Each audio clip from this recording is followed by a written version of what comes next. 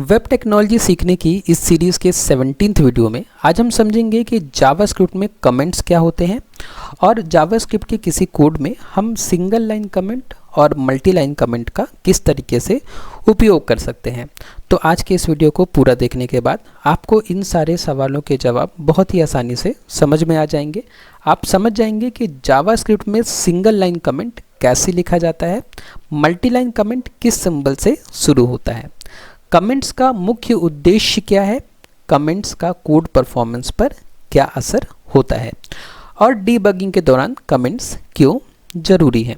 तो ये सारे सवाल सुनने में डिफ़िकल्ट लगेंगे, कोई भी जब पहली बार इन सवालों को देखेगा और उसको जावास्क्रिप्ट का अभी बेसिक नॉलेज नहीं है तो ये सवाल मुश्किल लगेंगे, सबको लगते हैं।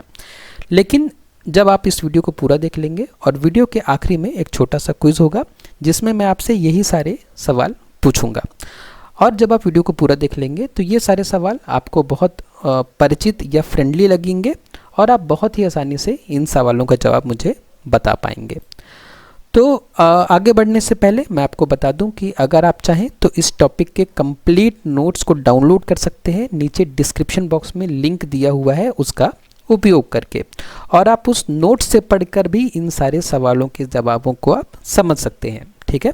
और अगर नोट्स पढ़ने के बाद भी आपको कोई प्रॉब्लम होती है तो आप वीडियो पे वापस आइए और कंटिन्यू करिए इस वीडियो को देखना। तो चलिए सबसे पहले समझते हैं कि कमेंट्स क्या होते हैं। कमेंट्स ऐसे टेक्स्ट होते हैं जो कोड में लिखे जाते हैं। कोड मतलब जावास्क्रिप्ट पर जब हम प्रोग्राम लिखते हैं तो उसको हम कोड कहते हैं, या किसी भी लैंग्वेज में जब हम प्रोग्राम लिखते हैं तो उसको हम कोड कहते हैं, ठीक है। तो कमेंट्स क्या हैं? वो टेक्स्ट हैं, ठीक है। कुछ लाइन है, कुछ टेक्स्ट हैं जो हमने लिख दिए हैं, किसमें? कोड में लिख दिए हैं, लेकिन कंप्यूटर इन्हें एग्जीक्यूट नहीं करता। तो कंप्यूटर क्या एग्जीक्यूट नहीं करता? कंप्यूटर कमेंट्स को एग्जीक्यूट नहीं करता, जबकि वो कोड को एग्जीक्यूट करेगा। तो फिर हम क्यों लिख रहे हैं जब कंप्यूटर जो है एग्जीक्यूट नहीं करेगा कमेंट को?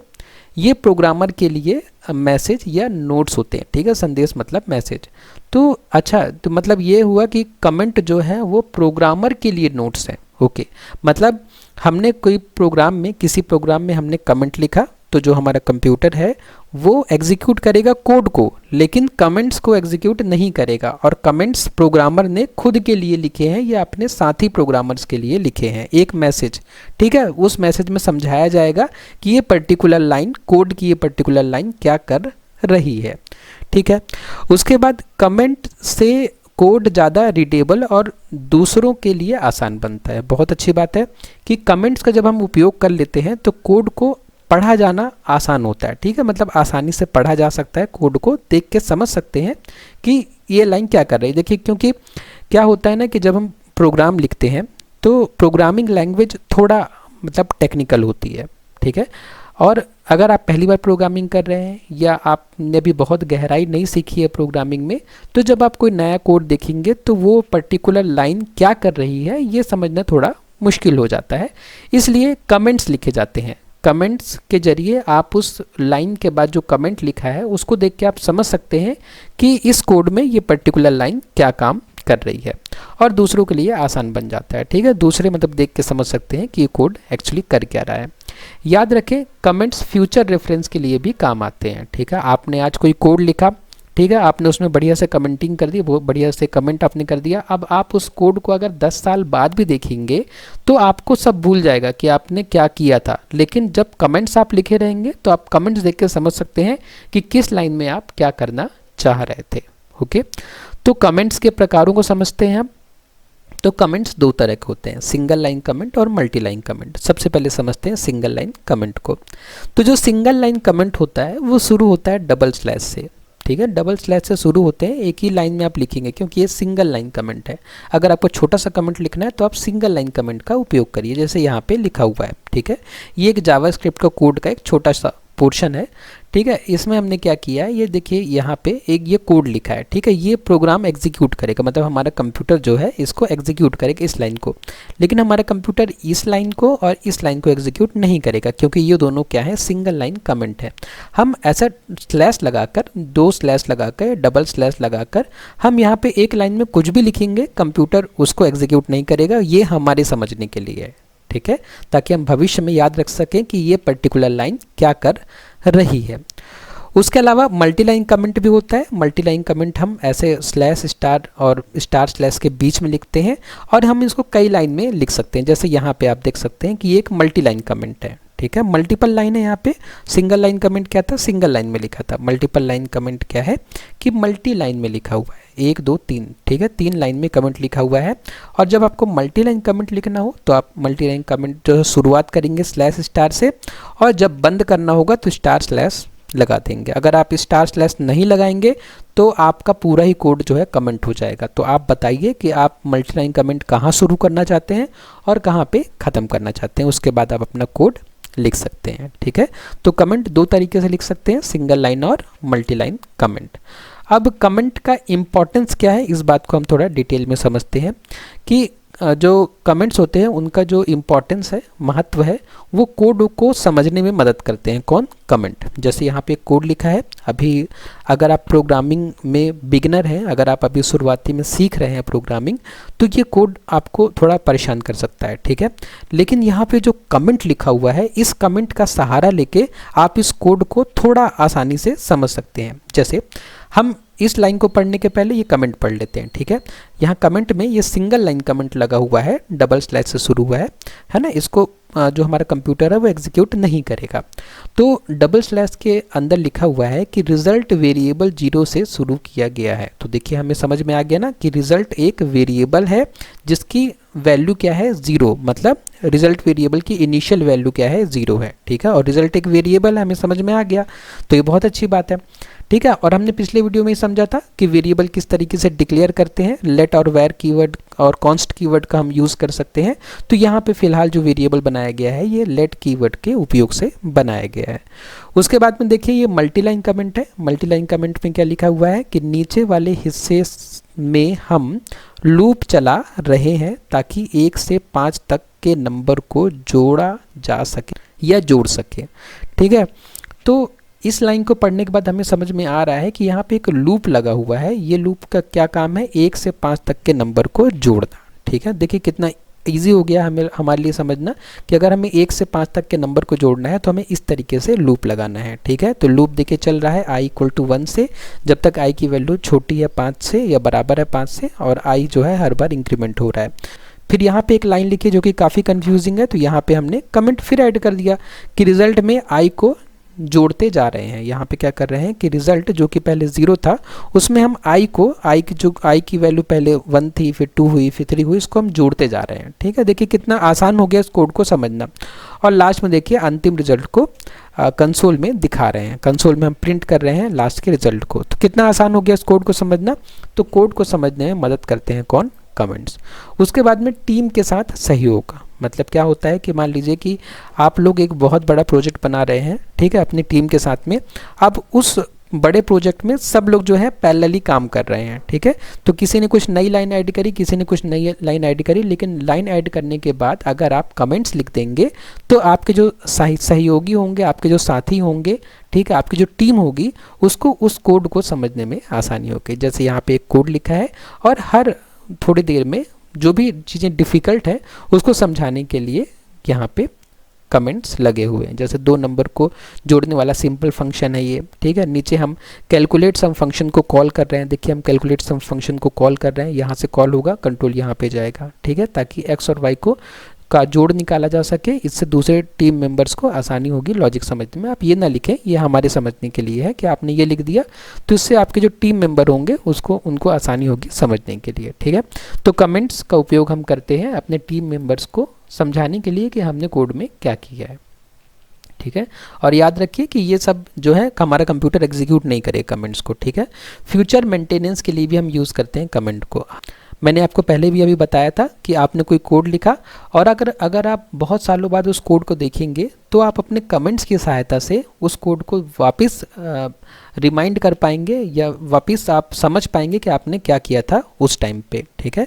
तो आप जो है हर लाइन के आसपास में जो भी लाइन थोड़ा समझने में डिफ़िकल्ट है, जैसे देखिए ये लाइन बहुत ईजी है, इसमें हमें कमेंट की ज़रूरत नहीं है, ठीक है। लेकिन इस फंक्शन के अंदर हमने क्या किया, क्योंकि देखिए रिकर्सिव फंक्शन है तो यहाँ पे लिखना ज़रूरी है कि ये जो है ये बेस केस है, अगर n की वैल्यू 0 या 1 है तो फैक्टोरियल हमेशा 1 होता है। ठीक है, ये हमने बेस केस लिखा है, फिर हमने रिकर्सिव फंक्शन लगाया था तो उसको हमने समझा दिया, और उसी तरीके से हमने इस लाइन को भी कमेंट्स के माध्यम से समझा दिया, ताकि भविष्य में जब हम देखें इस कोड को तो हमें समझ में आए किस कोड में हमने क्या किया था। उसके बाद जो फोर्थ पॉइंट है कि डीबगिंग और टेस्टिंग में मदद होती है। तो जब ये बहुत इंपॉर्टेंट पॉइंट है, ठीक है, इससे क्या होता है कि डीबगिंग और टेस्टिंग में हम बहुत मदद मिलती है जब हम कमेंट्स का उपयोग करते हैं। तो क्या होता है कि मान लीजिए कि आपने कोड लिखा, ठीक है, अब उस कोड में क्या हो रहा है, कुछ एरर आ रही है, कुछ गलती हो रही है, जिससे कारण कोड आपका रिजल्ट जो है सही नहीं दे रहा है।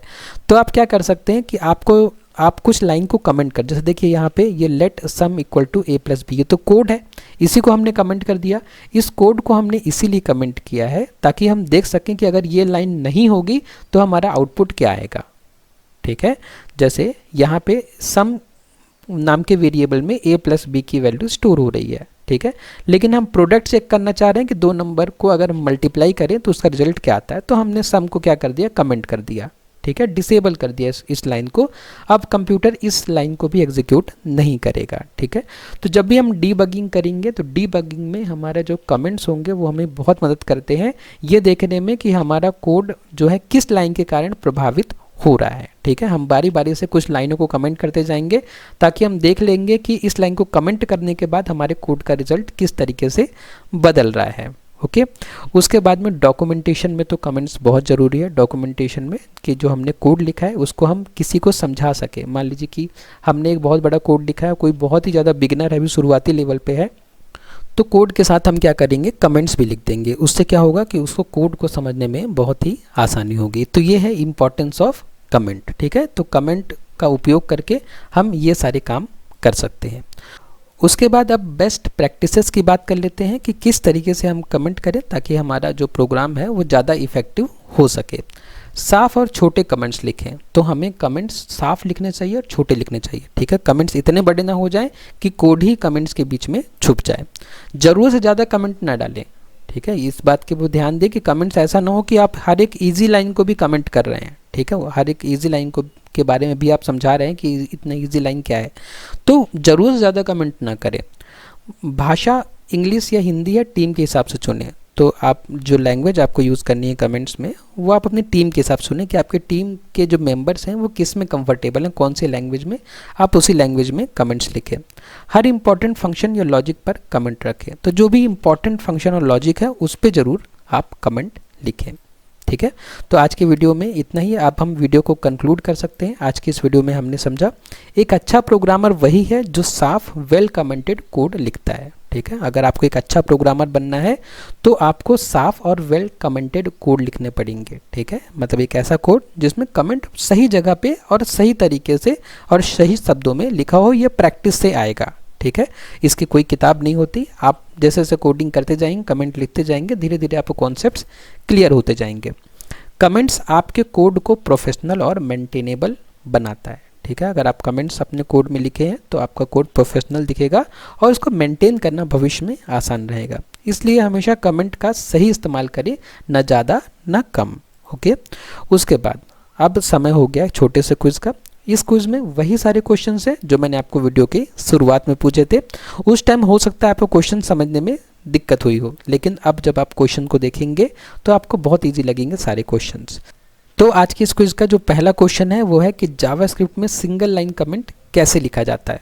तो सिंगल लाइन कमेंट लिखने के लिए हम क्या यूज़ करते हैं, डबल स्लैश का हम उपयोग करते हैं सिंगल लाइन कमेंट को लिखने के लिए। ओके, उसके बाद मल्टीलाइन कमेंट किस सिंबल से शुरू होता है, हमने समझा था कि मल्टीलाइन कमेंट को हम शुरुआत करते हैं किससे, स्लैश स्टार सिंबल से।